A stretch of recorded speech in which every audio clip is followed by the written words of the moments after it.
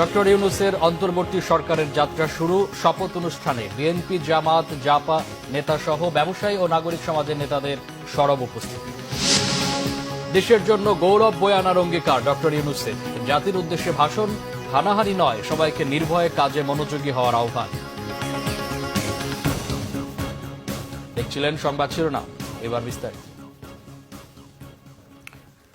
অন্তর্বর্তীকালীন সরকারের প্রধান উপদেষ্টা হিসেবে শপথ নিয়েছেন নোবেলজয়ী অধ্যাপক ডক্টর মোহাম্মদ ইউনূস। রাষ্ট্রপতি মোহাম্মদ শাহাবুদ্দিন নতুন অন্তর্বর্তীকালীন সরকারের শপথ বাক্য পাঠ করান।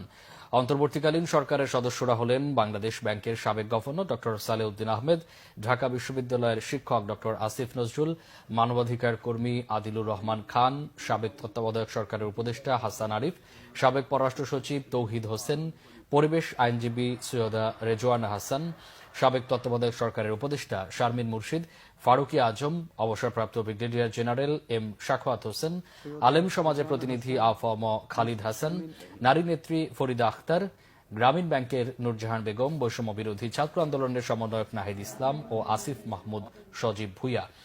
ঢাকার বাইরে থাকায় সুপ্রদীপ চাকমা, বিধান রঞ্জন রায়, ফারুকী আজম শপথ নিতে পারেননি। এদিকে শপথ শেষে বক্তব্যে দেশের জন্য গৌরব বয়ে আনার অঙ্গীকার ব্যক্ত করলেন অন্তর্বর্তীকালীন সরকারের প্রধান ডক্টর মোহাম্মদ ইউনূস। নিষ্ঠুর স্বৈরাচারী সরকার দূর হয়ে গেছে। কাল সূর্য উদয়ের সঙ্গে সঙ্গে গণতন্ত্রের, সুবিচারের, মানবাধিকারের নির্ভয়ে মত প্রকাশের পূর্ণ স্বাধীনতার জন্য সকলের স্বাচ্ছন্দ্যে জীবন ধারণের সুযোগ প্রদানের সচেষ্ট সরকারের ঘনিষ্ঠ সান্নিধ্য ও সহমর্মী পরশ দলমত নির্বিশেষে সবাই উপভোগ করবে। এটাই আমাদের লক্ষ্য। আমাদেরকে এই লক্ষ্য পূরণে সাহায্য করুন। সারা বিশ্ব আজ অবাক হয়ে বলছে, সাবাস বাংলাদেশ, সাবাস বাংলাদেশের ছাত্র জনতা। আমরা এই অর্জনটাকে আর অনেক দূর নিয়ে যেতে চাই। আমাদের ছাত্র জনতার জন্য কিছুই অসম্ভব নয়। আমাদের তরুণরা অসম্ভবকে সম্ভব করতে পারে, তারা সেজন্য প্রতিজ্ঞাবদ্ধ।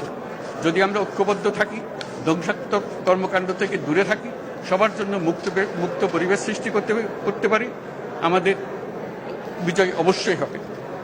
আল্লাহ, মহান আল্লাহ আমাদের সহায় হন।